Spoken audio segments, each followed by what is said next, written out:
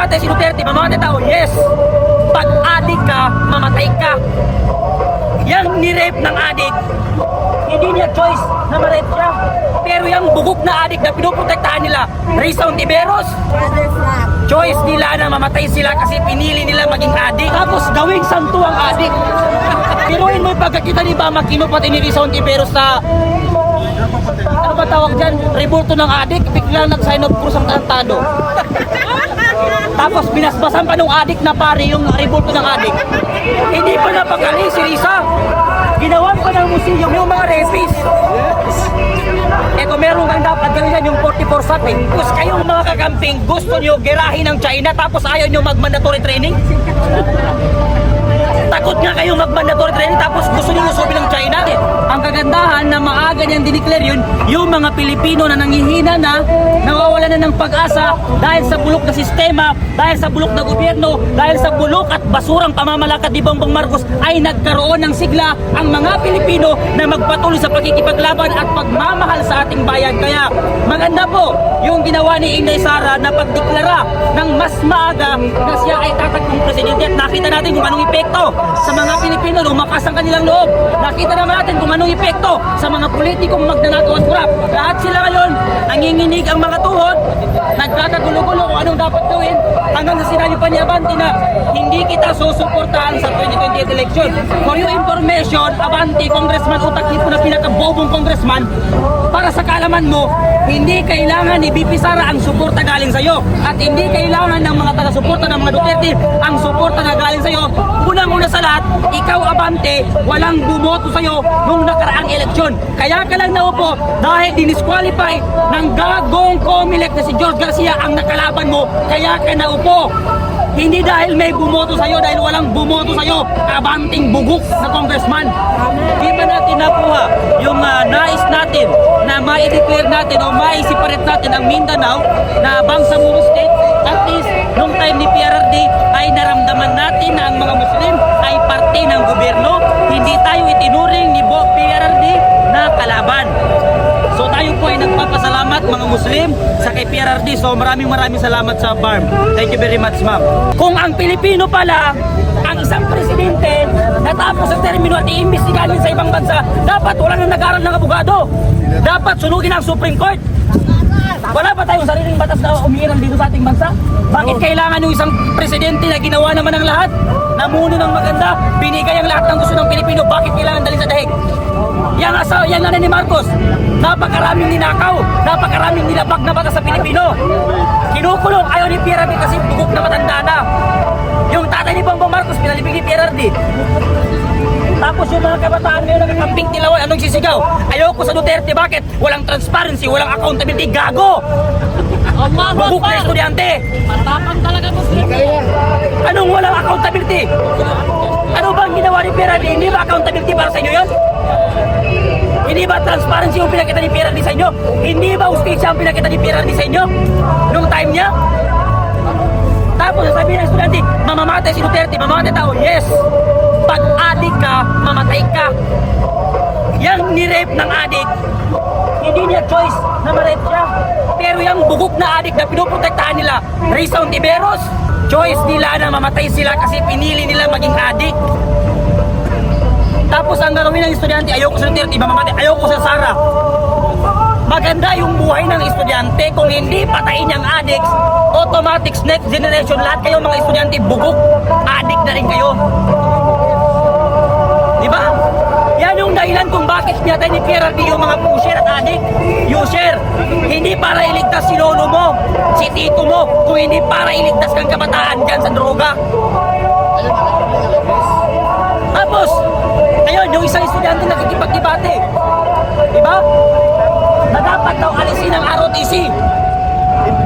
Kasi yan daw, marami yung namatay dahil dyan.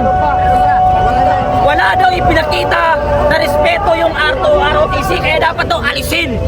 Isa kang malaking bugok na estudyante. Ang tinuturo dyan, disiplina. Tapos kayong mga kakamping, gusto nyo girahin ng China tapos ayaw nyo mag-mandatory training? Takot nga kayong mag-mandatory training tapos gusto nyo usubin ng China? Diba? Tapos galit sila sinabi ni Robin Padilla na ang kabataan mahina. Galit na galit ang mga estudyante. Totoo na mahina ang mga estudyante ngayon. Nadidepress yun sa simple. Tanungin mo estudyante, anong problema, bakit malungkot ka? Nadidepress ako, bakit 50 lang ang baon ko? Di ba? Bakit ka tumalon? Pinrek ako ng jowa ko. So anong tawag mo yun? Hindi ba kahinaan yun? Di ba? Ang gusto ng mga estudyante ngayon, mag-OGT sa taas ng bundok, magpa-recruit. Si Kiko Barsaga, sinasabi niya si Bongbong Marcos magnanakaw. Ano ang ginawa ng House of Representatives? Sinuspende. Si Renico, harap-harapan ng pag-recruit sa mga estudyante. Bakit hindi masuspende? Di ba? So ibig sabihin, ang gobyerno natin ngayon, bulok na bulok ang sistema. So hindi tayo natigil ng mga Pilipino dahil sa pambababoy nila, pambabastos nila sa karapatan ng bawat Pilipino at pagpapadala nila kay PRRD ng illegal sa dahig. Diba? Andiyan ang Supreme Court. Kataas-taas ang hukuman ng Republika ng Pilipinas. Bakit hindi siya dito? Diba? Eh kung ano naman pala gagawin natin after ng presidente, mamuno, dadali sa dahig, huwag na tayo mag-abogado. Pakinggan na lang natin si Soto. Kasi yan si Soto, namuti na ang buhok, hanggang ngayon bubuk pa rin. Tama. Oh, si Gadon, ganun din. Gadon.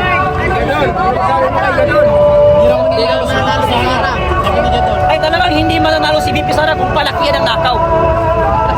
Pero kung pagmamahal sa bayan ng pag-usapan, wala sila at Larry Gadon.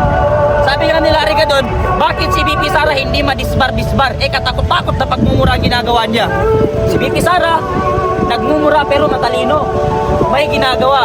Si Gadon, nadisbar kasi bugok. Eh kaya lang naman nakapasan sa bar exam kasi nangopya eh. Eh nung nalaman ng ano na nangopya pala, bugok pala, nadisbar kagad. Kaya ngayon si Gadon, isang malaking bobo. Oh. Hindi, mali sa kanilang grupo. Malaking bugok, bobo. Sino Gadon? Gadon ay bobo. Pambansang bobo. Pambansang bobo ng Pilipinas, Larry Gadon, bobo. At mo, saan ka makakitang presidente sabi niya na adik? Eh, ang galing-galing magsalita. Eh, matalino ba yung tatawagin mo? Mabuhay ang mga Pilipinas! Ilan ba ang Pilipinas? 10. Isa lang ang Pilipinas, pero milyon ang Pilipino na walang tiwala sa'yo, Bongbong Marcos. Diba? Sino ang pambansang bobo? Larry Gadon. Yan ang pambansang bobo. Sa Pilipinas, Larry Gadon. Pwede sa tayo.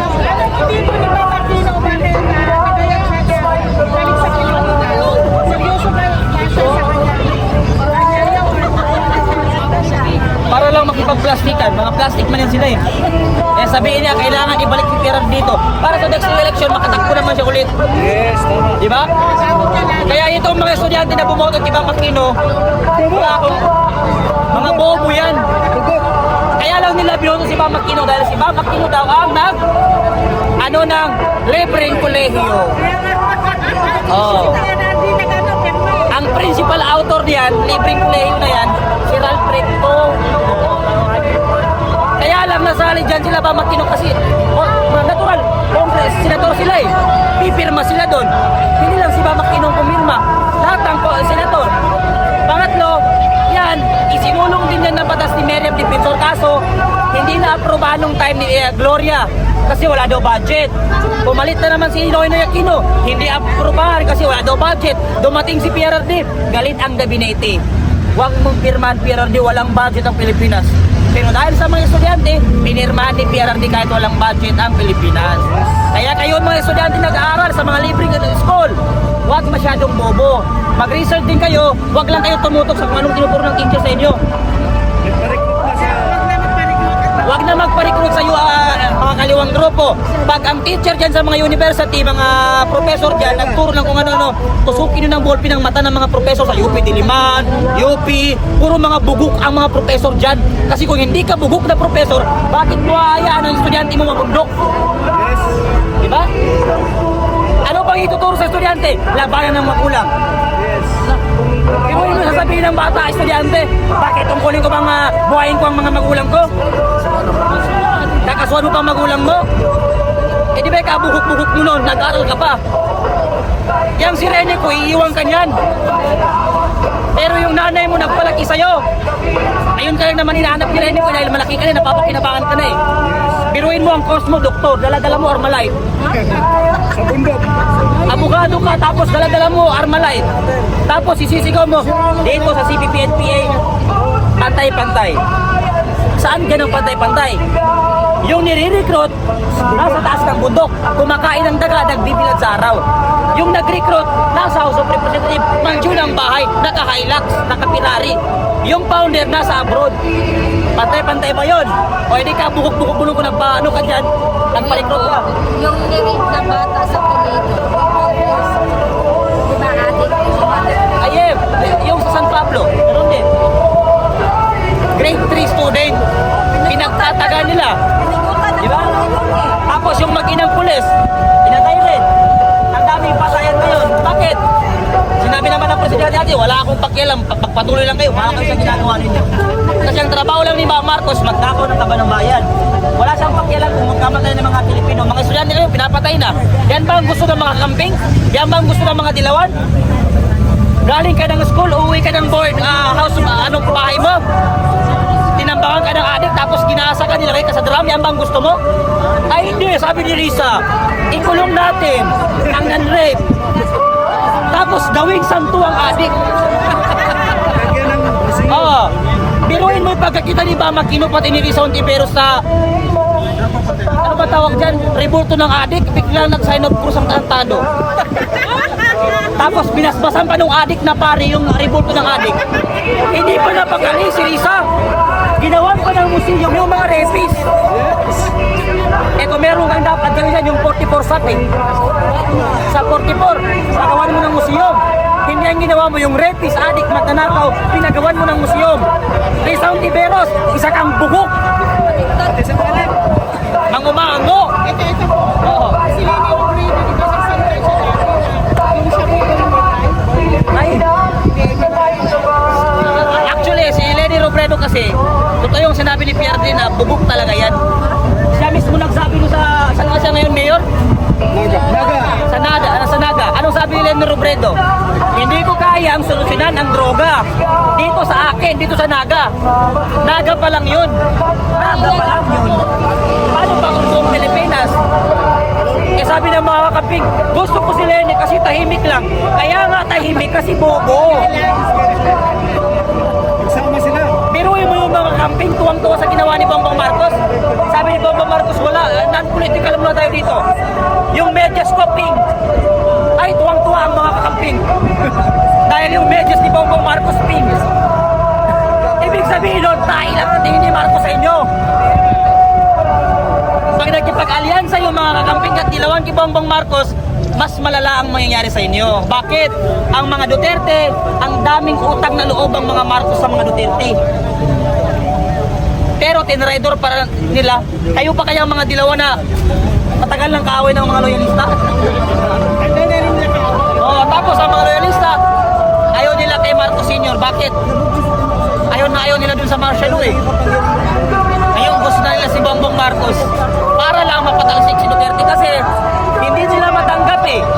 Hindi matanggap ng mga politiko dito sa Luzon na mayroong politikong nanggaling sa Luzon na nagawa yung mga hindi nila nagawa. Yes. At yung mga taga Luzon naman, galit na galit kay Pierre Arni. Bakit? Hindi sila sanay sa leader na matapang at matalino. Sanay sila sa leader na bubuk at tanga. Magnanakaw. Magnanakaw, yun